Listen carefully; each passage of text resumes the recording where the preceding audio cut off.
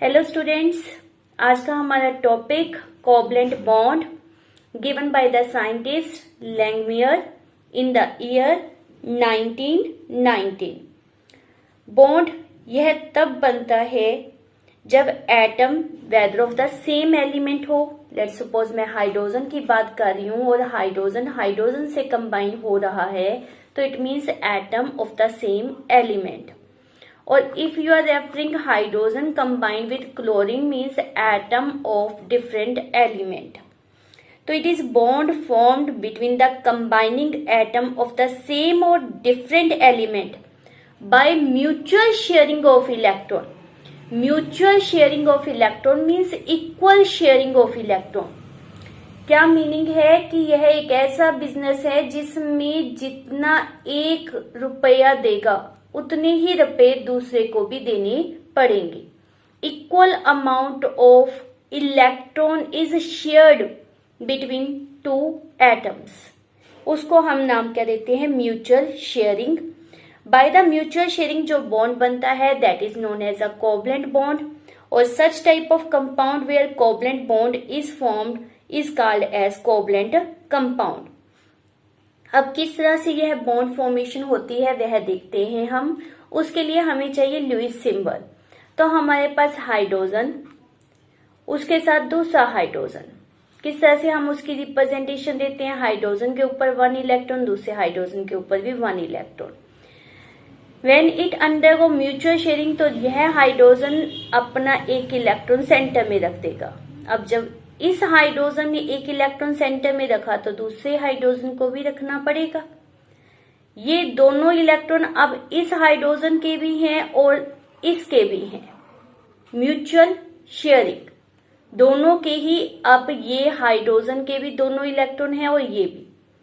तो इसके द्वारा इसने हीलियम गैस की कॉन्फ़िगरेशन को एक्वायर कर लिया। दोनों ही स्टेबल हो गए। हमारे रूल ऑफ डुप्लेट के अनुसार दोनों ही क्या हो गए? स्टेबल। तो ये हमारे पास क्या फॉर्म हो गया? हाइड्रोजन के बीच कोवलेंट बॉन्ड, जिसे हम अगर रिप्रेजेंट करना चाहते हैं बाय द लुईस एक्सप्रेशन तो बाय सिंगल लाइन रिप्रेजेंट करते हैं। अगर 2 इलेक्ट्रॉन शेयर अप हुए हैं बिटवीन 2 एटम तो उसको हम सिंगल लाइन से रिप्रेजेंट करेंगे। एक बार और देखते हैं। लेट्स सपोज हमारे पास ऑक्सीजन है। अब ऑक्सीजन ने ऑक्सीजन से कंबाइन होना है, तो लुईस ने हमारे पास रेफर क्या किया था कि इसमें 6 इलेक्ट्रॉन होते हैं आउटर शेल में, टोटल 8, आउटर में 6। तो वो मैंने इस तरह से रिप्रेजेंट कर दी।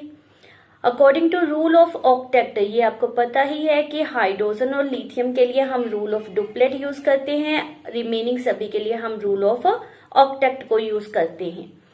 तो 8 इलेक्ट्रॉन के लिए क्या होना चाहिए? इसको कितने इलेक्ट्रॉन चाहिए अगर ये 8 बनना चाहता है? That is 2। How much requirement here? That is also 2। तो जितने की रिक्वायरमेंट होती है वो इलेक्ट्रॉन शेयरिंग में आ जाएंगे। इसकी 2 की रिक्वायरमेंट है तो इसको अपने 2 इलेक्ट्रॉन शेयरिंग में लाने पड़ेंगे। तो ये इसने सेंटर में रख दिए। अगर इसने 2 इलेक्ट्रॉन दिए हैं तो जो दूसरा ऑक्सीजन है उसको भी 2 ही देने पड़ेंगे, बिकॉज यहाँ पर क्या है? Mutual sharing. अब ये चारों इलेक्ट्रॉन जो सेंटर में है वो इस ऑक्सीजन के भी हैं और इस ऑक्सीजन के भी हैं। तो हमारे पास ये जो फॉर्मेशन हुई है इसके कारण ऑक्टेट पूरा हो गया। इस ऑक्सीजन के पास भी 8 इलेक्ट्रॉन है, इसके पास भी 8 इलेक्ट्रॉन है। इसको हम किस तरह से रिप्रेजेंट करेंगे? O डबल बॉन्ड O से। वाई? बिकॉज हमारे पास यहाँ पर क्या लाई कर रहा है? 4 इलेक्ट्रॉन। 2 इलेक्ट्रॉन के लिए 1 लाइन, 4 इलेक्ट्रॉन के लिए 2 लाइन का हम उपयोग करते हैं। इसी तरह से हम अगर बात करते हैं नाइट्रोजन की। नाइट्रोजन बहुत कॉमनली आपको पता है दैट पोसेस 5 इलेक्ट्रॉन।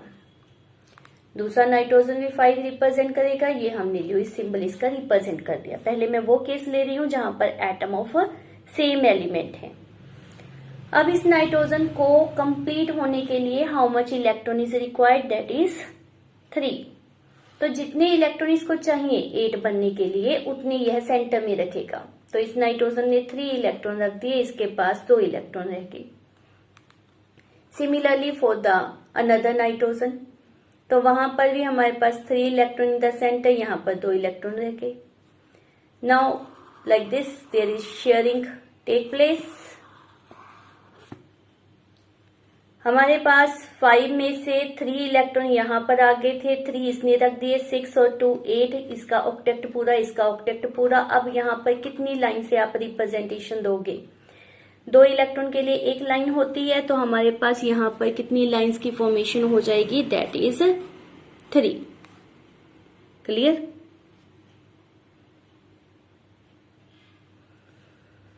तो अब इसकी रिप्रेजेंटेशन हमने इस तरह से दिखाएंगे, दोनों नाइट्रोजन के बीच में 3 line means 3 bond.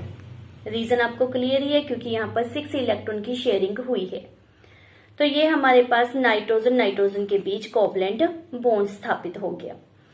Now one term is more important, that जो इलेक्ट्रॉन बॉन्डिंग में पार्टिसिपेट करते हैं उनको हम कहते हैं बॉन्ड पेयर, और जो इलेक्ट्रॉन बॉन्डिंग में पार्टिसिपेट नहीं करते, on the atom as such आपको नजर आते हैं, उसको हम कहते हैं लोन पेयर। Lone pair.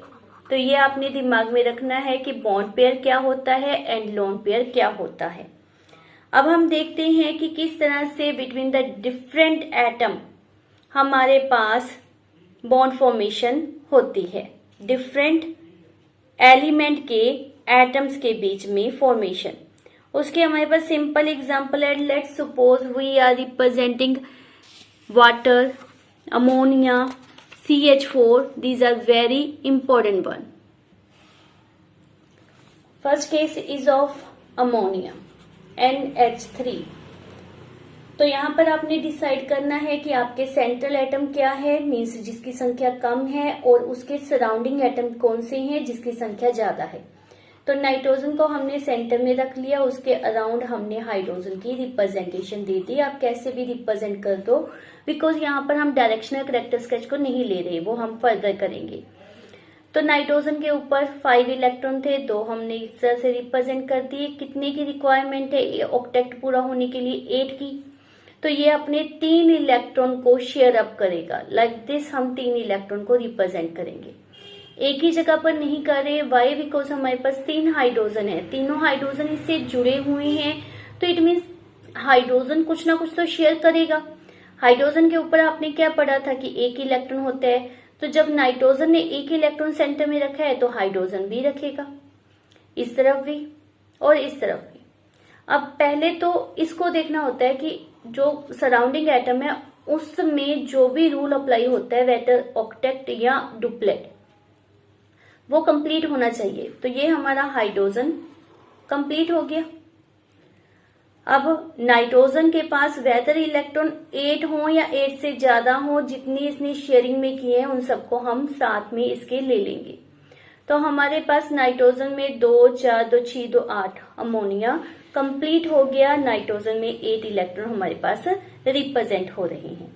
तो इस तरह से हमारे पास अमोनिया NH3 का स्ट्रक्चर बनता है। नेक्स्ट है हमारे पास वाटर, वाटर H2O। अगेन इसमें सेंट्रल एटम हमारे पास क्या है? ऑक्सीजन। हाइड्रोजन क्या है? सराउंडिंग। हाइड्रोजन के पास 1 इलेक्ट्रॉन है, वो इसने सेंटर में रख दिया। या आप ये कह सकते हो कि हाइड्रोजन को कितने इलेक्ट्रॉन चाहिए फॉर कंप्लीट डुप्लेट? 1 इलेक्ट्रॉन। तो जितने इलेक्ट्रॉन चाहिए उतने यह सेंटर में रखेगा, इसलिए इसने 1 इलेक्ट्रॉन सेंटर में रख दिया। ऑक्सीजन हैविंग 6 इलेक्ट्रॉन, उसको कितने चाहिए कंप्लीट होने के लिए? 2 और। तो जितने चाहिए उनको ये शेयरिंग में लेकर जाएगा। तो एक इस तरफ, एक दूसरी तरफ। पहले हाइड्रोजन को पूरा करो आप, उसके बाद ऑक्सीजन। तो इस तरह से ये हमारा वाटर फॉर्म हो जाएगा। नेक्स्ट हम सपोज कर लेते हैं मीथेन। मीथेन में क्या होता है? CH4। Centre atom is C, surrounding is hydrogen. Hydrogen का अब तो हमने इतने कर लिया, आपको पता चल गया कि कैपेबिलिटी क्या है 1 इलेक्ट्रॉन शेयर करने की। तो ये 1 इलेक्ट्रॉन सेंटर में रखेगा। कार्बन के ऊपर कितने इलेक्ट्रॉन होते हैं? 4 इलेक्ट्रॉन। 4 यहाँ पर डिमांडेड है, बिकॉज उन्होंने 4 इलेक्ट्रॉन सेंटर में रखे हैं, तो कार्बन को भी रखने पड़ेंगे। आपकी मर्जी है, आप इसके इलेक्ट्रॉन को डॉट से रिप्रेजेंट कर रहे हो या क्रॉस से। जैसे मैंने अभी तक सेम सिंबल लिया था, अगर आपने क्रॉस यूज करना है फॉर द कार्बन तो आप इस तरह से भी रिप्रेजेंटेशन दे सकते हो। हाइड्रोजन को पहले कंप्लीट करते हुए दिखा दो, इजी रहता है हमारे लिए।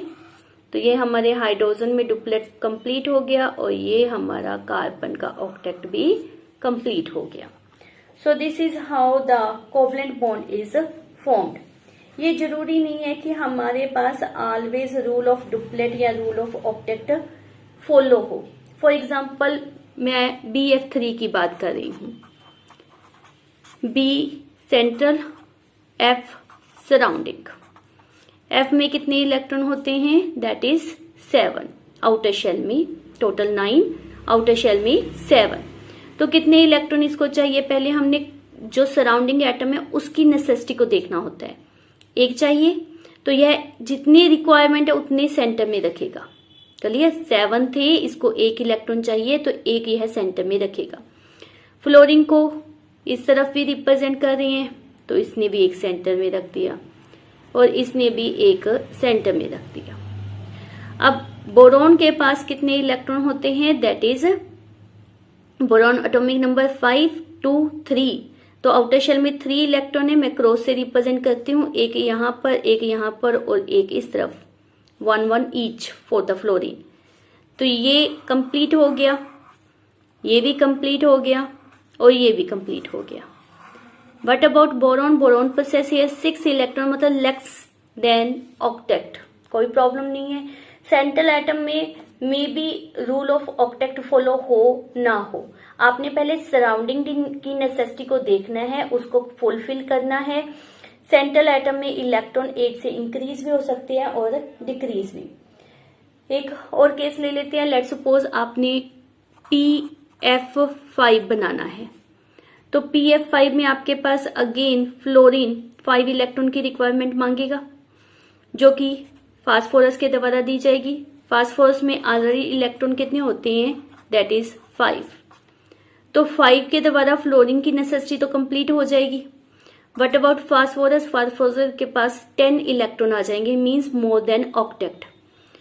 There is no problem. हमारे पास यहां पर लाइक दिस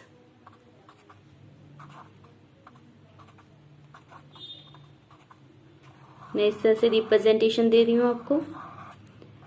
जो इसके लोन पेयर है उसको हम नहीं शो कर रहे। तो ये हमारे पास फास्फोरस में कितने इलेक्ट्रॉन आ गए? 10, more than octet. Even then there is formation of covalent bond. तो इस तरह से हमारे पास कोवलेंट बॉन्ड फॉर्म होता है। A structure in which electron bond is shown by the line or dash that is called as the Cooper structure. उसे हम क्या कहते हैं? Cooper structure. तो ये तो लुईस है। अगर मैं इसको इस तरह से रिप्रेजेंट कर रही हूं तो इसका नाम क्या आ जाएगा हमारे पास? Cooper structure. So this is all about how the covalent bond is formed. Thank you for watching my video.